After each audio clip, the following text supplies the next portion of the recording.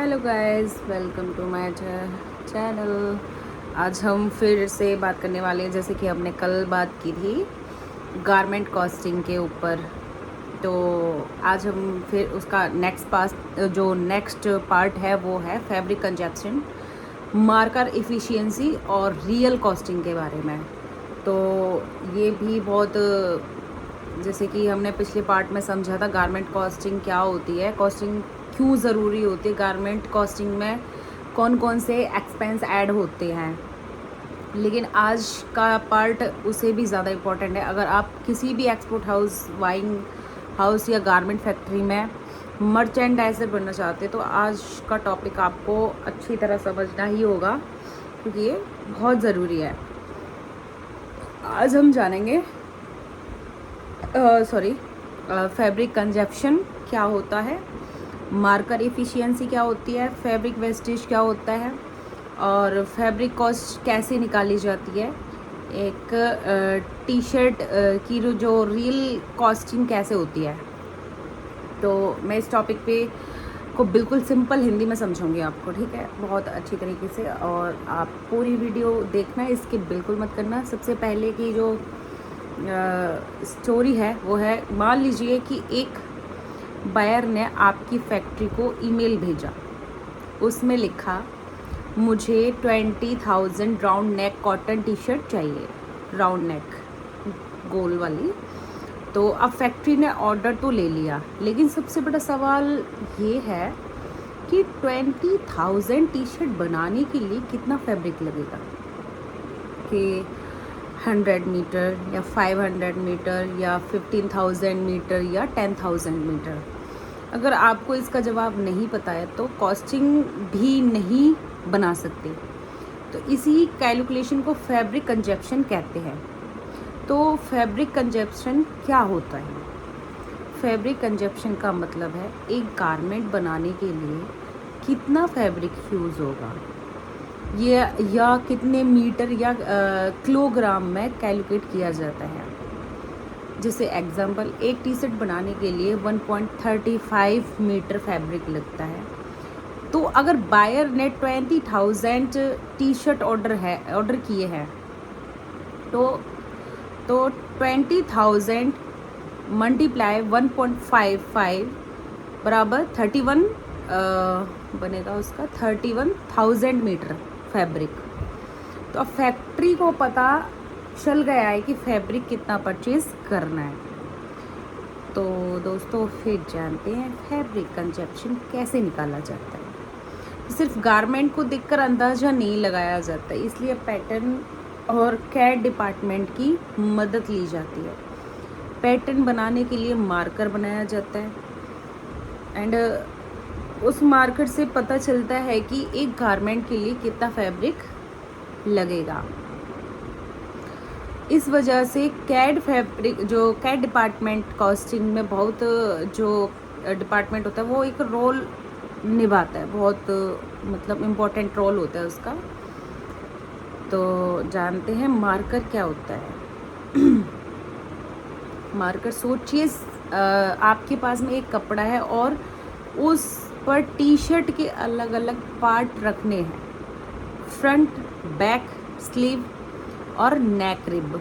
अगर आप इन बिना प्लानिंग के रखेंगे तो फैब्रिक बहुत वेस्ट होगा, लेकिन अगर स्मार्ट तरीके से अरेंज करेंगे तो कम फैब्रिक में ज़्यादा गारमेंट बन जाएगा। इसी प्लानिंग को मार्कर मेकिंग कहते हैं, ठीक है। तो मार्कर इफ़िशियंसी क्या होती है? मार्कर इफ़िशियंसी बताती है कि फैब्रिक का कितना हिसाब सही तरीके से यूज़ होगा। जैसे कि एग्जांपल, अगर 100 मीटर फैब्रिक में से 88 मीटर यूज़फुल निकाल और 12 मीटर वेस्ट हुए, यानी कि 12 मीटर वेस्ट हुआ, तो मार्कर इफ़िशियंसी 88%। यानी जितनी ज़्यादा मार्कर इफ़िशियंसी होगी उतना ही फैब्रिक वेस्ट होगा, और जितना कम वेस्ट होगा उतनी ही कॉस्टिंग कम होगी। तो फैब्रिक वेस्ट क्या होता है? तो फैब्रिक वेस्ट है कटिंग के बाद में कटिंग के बाद जो फैब्रिक बच जाता है और गारमेंट में उसे यूज़ नहीं होता, यूज़ फैब्रिक वेस्ट कहते हैं, उसे फैब्रिक वेस्ट कहते हैं। ये वेस्ट की वजह से हो सकता है, जैसे कि वेस्ट कैसे होगा, मार्कअप प्लानिंग अच्छी ना हो, फैब्रिक डिफेक्ट हो, शेड मतलब डिफरेंस हो, कटिंग मिस्टिंग हो या रॉन्ग पैटर्न हो। तो एक अच्छा मर्चेंडाइजिंग और कैट टीम हमेशा वेस्ट कम करने की कोशिश करते हैं। तो चलिए एक रील कॉस्टिंग करते हैं। मान लीजिए कि बायर ने एक कॉटन टी शर्ट का ऑर्डर दिया। डिटेल्स है इसके, जैसे कि फैब्रिक कंजप्शन 1.60 मीटर और 1 सेकेंड, मैं थोड़ा सा ये चार्जिंग पे लगा रखा है मैंने फ़ोन, और फैब्रिक रेट है 150 पर मीटर। अब कैलकुलेट करते हैं फैब्रिक कॉस्ट, 1.60 इंटू 150 बराबर कितना हो गया, 240, यानी सिर्फ फैब्रिक का खर्चा 240 हो गया। अगर सोचिए, अगर ऑर्डर 50,000 प्राइस हो तो सिर्फ फैब्रिक पर कितना खर्चा होगा। तो 240 इंटू 5,000, तो आप इसको बराबर कर लो कितने इसकी कॉस्ट आएगी निकल के।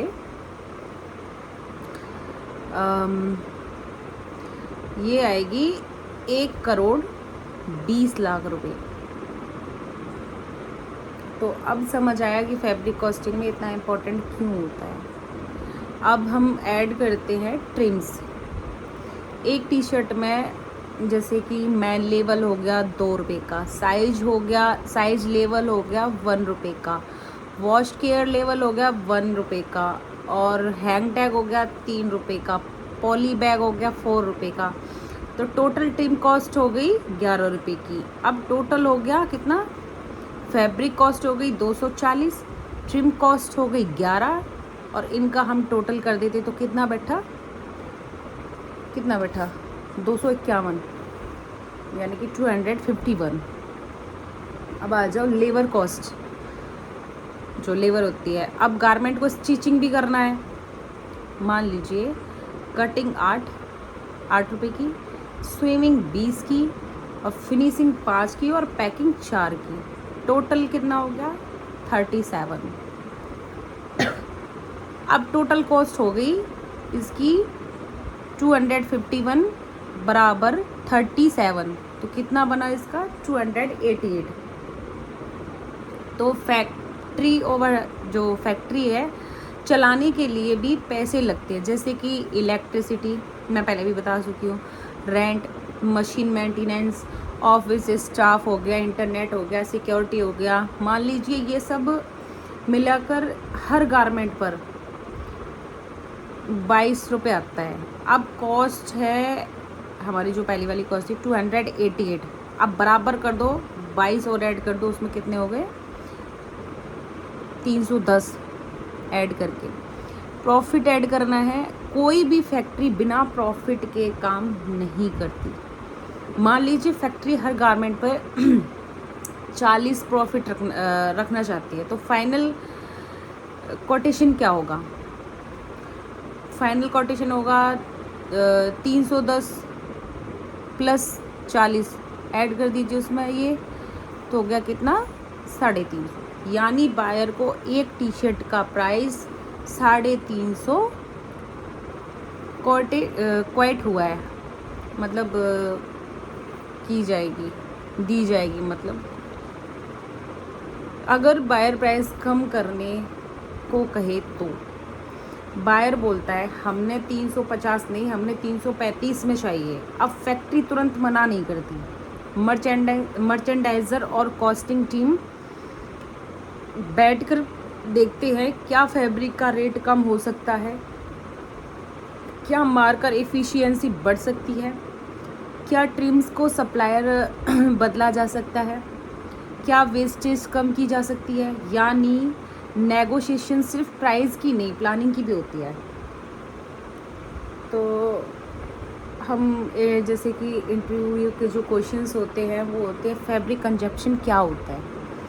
अब इसका आंसर आपको देना, एक गारमेंट बनाने के लिए कितना फैब्रिक यूज़ है।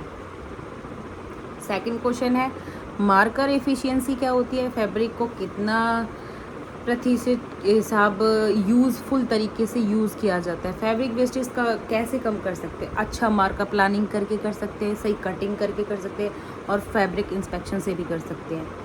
तो कॉस्टिंग में सबसे बड़ा एक्सपेंस कौन सा होता है, अक्सर फैब्रिक कॉस्ट।